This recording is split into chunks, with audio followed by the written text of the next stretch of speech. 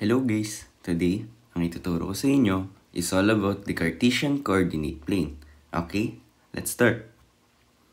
Cartesian plane or rectangular coordinate plane formed by two perpendicular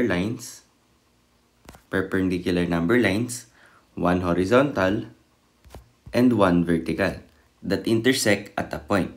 It is named after René Descartes, a French mathematician, scientist, and philosopher who first developed it in the 1600s. Okay? So, itong nakita nyo sa kanan, ito yung tinatawag natin Cartesian plane or rectangular coordinate plane. Meron tong mga parts. Una, yung ating horizontal number line o yung tinatawag nating x-axis, itong line na nakapahiga. And also, yung patayo naman or yung vertical number line natin, ito naman yung tinatawag na y-axis. Okay? And then sa gitna, kung saan sila nag-intersect, itong point na to, okay? Yan naman yung tinatawag nating origin. Na ang pangalan ng point na yan, or yung coordinate ng point na yan, is 0, 0. Okay? Siya yung pinakagitna. Siya yung origin, siya yung intersection ng ating dalawang number line. Okay? Next, we have here yung tinatawag na quadrant. It is a region defined by two axes, x-axis and y-axis, of the coordinate plane. There are four regions in a Cartesian plane, which are numbered in a counterclockwise direction. Okay, itong quadrant naman, dinedefine ito ng dalawang axis natin, yung y-axis and x-axis. So, region to sa ating Cartesian plane, and then yung orientation ng pag-name natin sa kanya is counterclockwise direction. So, from this part, ito, and then ito, tsaka ito, and then ito yung pang-apat. So, ganyan yung ikot niya, counterclockwise. So, dito yung quadrant 1, and then yung quadrant 2, quadrant 3, and then quadrant 4. Okay? So, madali lang siya tandaan kasi meron naman siyang direction na kailangan nating sundin. Next, we have here ordered pair or coordinates. It is a pair of numbers that is used to represent a point on a Cartesian plane. Okay? So, given a point in a Cartesian plane, para mahanap natin yung coordinates niya, meron tayong pair of numbers. Okay? Laging yung coordinates, lagi siyang pair of numbers. Isang x-coordinate, isang y-coordinate. And then, yung coordinate na yon, kakasabi ko lang kanina, meron siyang x-coordinate or y-coordinate. Yung x-coordinate, tinatawag din siyang abscissa.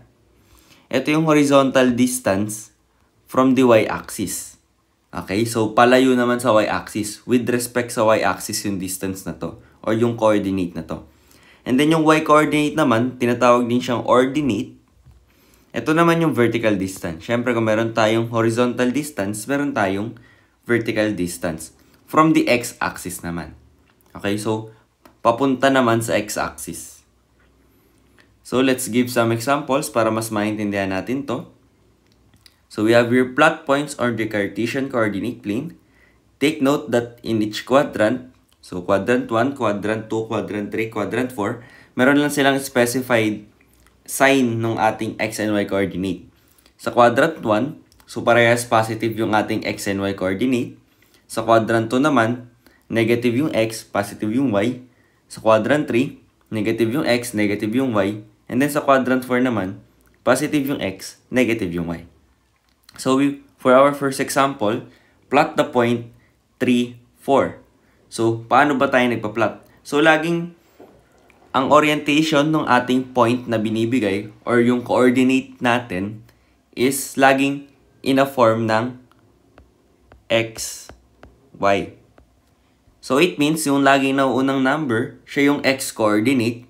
So, ibig sabihin, sa x ka magbibilang or dun sa horizontal line ka magbibilang bago ka magbilang sa vertical line natin or yung sa y.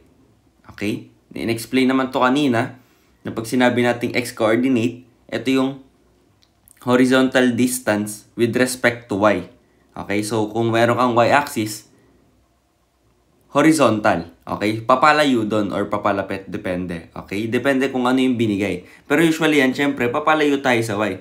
Dahil nasa y natin nasa vertical line natin or vertical number line natin, which is called nga yung y-axis natin, andun yung origin. So, papalayo tayo lagi dun. Okay?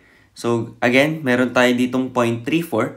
So, 3, sabihin, magbibilang lang tayo ng 3 from the origin papunta sa ating x-axis. Okay? So, sa x-axis muna tayo magbibilang. Kumbaga, palayo sa y-axis. So, 3. So, from here, 0, 1, 2, 3. Ito, binigay na. So, meron tayo ditong 3. Ito yung 3. And then, 4 daw. 4 units ng y-coordinate. So, yung y-coordinate natin is 4. So, ibig sabihin, meron tayong 4 units papalayo sa ating x-axis. Okay? Kasi ito yung vertical distance from the x-axis. So, bilang lang tayo. 1, 2, 3, 4. So, itong point na to, ito yung ating 3, 4 na point. Okay? Next, we have here negative 1 and 2. So, negative 1. So, negative 1 yung x natin. So, from 0, from dito sa origin natin, negative 1. So, jump lang tayo dito ng isa. Dito na yan. Okay? And then, 2 units ng ating y-coordinate. So, akit naman tayo. 1, 2.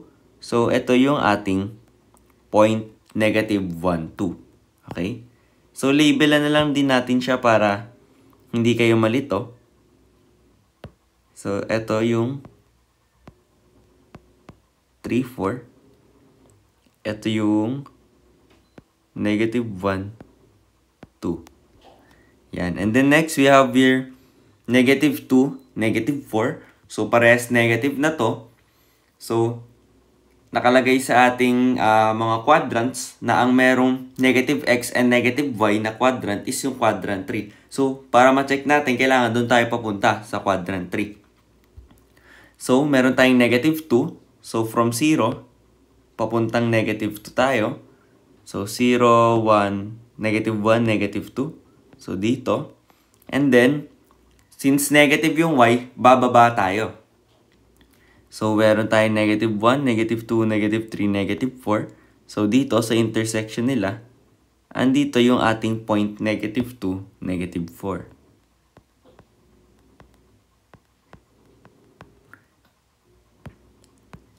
And then, we have here 3, negative 3. So, positive yung x. So, papuntang kanan naman. Okay? So, pa-right yung bilang natin. So, 0, 1, 2, 3. So, dito yung 3. And then, negative 3, yung ating y. So, since negative siya, bababa ulit tayo. So, 1, 2, 3. Or rather, negative 1, negative 2, negative 3. Then, itong intersection nila, ito yung ating 3, negative 3. Which is nasa 4th quadrant. Okay? And then lastly, plot the point 0, 4. So 0, ibig sabihin, hindi tayo gagalaw ng ating horizontal distance. Or hindi tayo magbibilang sa x-axis kasi 0 lang siya. Stay tayo sa origin. And then, yung ating y-coordinate is 4. So it means, tataas lang tayo ng 4. From the origin, akit lang tayo ng 4. And then, yun na yung point natin. Dahil 0 naman yung x-axis, wala tayong gagawin sa x-axis. Wala tayong horizontal distance. So, 0, 4. So, 0, from the origin lang tayo. And then, 4 yung ating y-coordinate. So, akit tayo ng 4 sa ating y-axis rather. So, 1, 2, 3, 4. So, dito, yung ating point 0, 4. So, ayan, nakumpleto na natin yung ating 5 points na example sa part na ito. So, I hope malinaw sa inyo kung paano tayo nagpa-plot ng points given yung ating x and y coordinate. Okay? So, ganun lang siya kadali. So, laging uunahin nyo yung horizontal distance or sa x-axis muna kayo magbibilang bago kayo umakyat or bumaba. Depende kung ano yung given sa ating y-axis. Okay? So, proceed tayo sa ating next example. Name the coordinates of the following points in the Cartesian plane, and then identify the location of the following points in the Cartesian plane. So una, hanapin muna natin yung coordinates ng mga given points natin, and then tsaka natin hahanapin or ibibigay yung location nila dito sa ating Cartesian plane. So first, we have your point A. So asan ba yung point A sa ating Cartesian plane? Ito yon. So una, ibibigay muna natin yung coordinates niya. And to give the coordinates, alam naman natin na magbibilang muna tayo sa x-axis bago sa y-axis to determine yung x and y coordinate niya. Okay? So papunta dito sa ating point A, meron tayong 1, 2, 3. 3 sa ating x-axis, and then, or rather, yung ating x-coordinate is 3. And then, for our y-coordinate, magbibilang naman tayo sa y kung ilan yung inakyat niya or ibinaba niya. So, meron tayo ditong 1, 2. So, meron 2. So, it means na ang ating coordinate for this point is 3, 2. Okay? And then, dito nakalocate yung ating point A sa part na ito. Ano ba yung tawag natin dito sa region na ito or sa part ng Cartesian plane na ito? Region na lang kasi mas formal yung region. Okay? Region talaga yung mga tawag sa parts ng ating Cartesian plane. Anong region to? Kung saan nakalocate yung ating point A. Pwede nyo rin siyang pansinin doon sa coordinate niya. Positive yung x, positive yung y. Ano yung quadrant na merong positive x and positive y? It is quadrant 1. So, ito na lang ilagay ko. Okay? Quadrant 1. Next, we have here yung ating point B. So, ito yung ating point B. Nandito siya. So, una, bibigay muna natin yung coordinate niya. So, bilang tayo ng sa ating x-axis or yung ating horizontal distance from the y-axis. So, meron lang tayong 1. Okay, sa origin tayo magsisimula. Kaya nga siya origin kasi doon tayo magsisimula. And then, sa ating y naman, tumaas ba siya, bumaba? Bumaba siya. So, ilan yung ibinaba niya? So, ito naman yung vertical distance from the x-axis. So, meron lang din siyang 1 or negative 1 kasi bumaba nga siya. Therefore, yung ating coordinate is 1, negative 1. And then, ngayon, nahanapin natin ano ba yung location ng ating point. Okay? Pwede nyo rin uli pansinin or tingnan yung ating coordinate.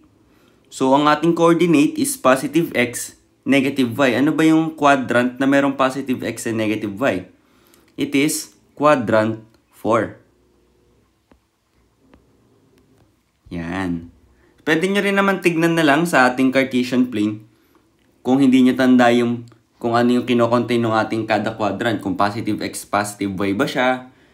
Negative x, positive y ba siya? Ganon. Titingnan nyo na lang sa ating Cartesian plane. Basta, tandaan nyo saan kayo magsisimula ng bilang and yung ating counterclockwise direction na pagbilang. Okay? Proceed tayo. Yung ating point C na nakalocate dito. Ito yung ating point C. So, for the coordinate, meron tayong negative 1, negative 2. So, negative 2 yung ating x-coordinate. And then, sa ating y-coordinate, aakyat tayo 1, 2, 3. So, meron tayong 3. Therefore, ang ating coordinate is negative 2, positive 3. So, for the location, ang ating point C, kung titignan nyo, is nakalocate sa quadrant 2. Okay? Negative x, positive y, quadrant 2 yan. And also, pag tinignan nyo dito sa ating Cartesian plane, label na lang din natin para mas madali. Ito yung quadrant 1. Ito yung quadrant 2. Ito yung quadrant 3. Ito yung quadrant 4. So, lahat ng nakalocate sa mga region na yan, yun yung location niya. Quadrant 1, quadrant 2, quadrant 3, and quadrant 4. Now, proceed tayo sa ating point D. So, ito yung ating point D. So, to find yung coordinate neto, so sa x muna, meron tayong negative 1, negative 2, negative 3, negative 4. So, negative 4 yung ating x coordinate, and for the y coordinate, bumaba tayo kasi nasa baba siya nung ating horizontal line or yung ating x-axis. Negative 1, negative 2. So, nandun na yung D. Therefore, yung ating coordinate is negative 4 and negative 2. So, ayan, based sa label natin, saan ang location ng ating point D?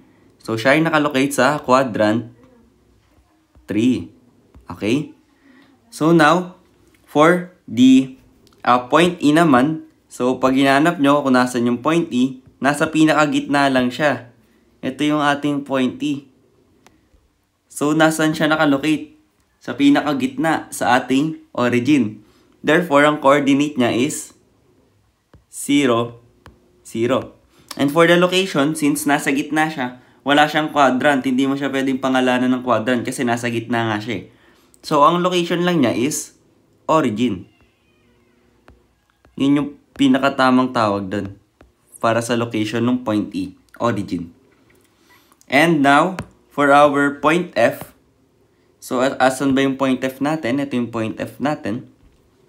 So, ilolocate natin siya. Pero pansinin nyo muna kung saan siya nakalocate. Okay? Nakalocate lang siya sa ating y-axis. So, along the y-axis lang siya. So, it means, pag ganyan, pag nasa y-axis lang siya, wala siyang x-axis. Wala siyang horizontal distance. Kasi, nagstay lang siya dun sa ating y-axis or yung number line natin, yung vertical number line natin. So, therefore, to find yung coordinate neto, hindi na tayo aalis sa x-axis. So, ibig sabihin, yung x-axis natin, or rather, yung x-coordinate pala natin is 0 na. So, magbibilang na lang tayo sa ating y-axis to find yung ating y-coordinate. So, meron tayong negative 1, negative 2, negative 3, and then negative 4. So, negative 4 yung ating y-coordinate. Therefore, ang ating coordinate for this point, or yung point F natin is 0, negative 4. Okay? 0 siya. 0 yung ating x-coordinate kasi hindi naman siya umalis dun sa ating y-axis or wala siyang horizontal distance dun sa ating y-axis. Okay? And also, for the location naman, kakasabi ko lang since nasa y-axis siya, y-axis yung ating location. Hindi siya mapapangalan ng mga quadrant kasi along the along the number line siya, along the vertical number line. So hindi siya nakapaloob sa mga region natin or sa ating mga quadrants kung tawagin. And then lastly, for this point G, kindly comment down your answer sa ating chat box and let's see kung naiintindihan nyo yung ating lesson for today. If medyo nalilito pa kayo, you can go back sa earlier part ng video na ito para mas maintindihan nyo kung ano ba yung ating Cartesian plane and ano yung coordinates, ano yung mga location, and kung paano natin hinahanap and pinaplot yung mga yon. Okay? So that's it for our video for today. I hope may natutunan kayo and maraming salamat sa panonood.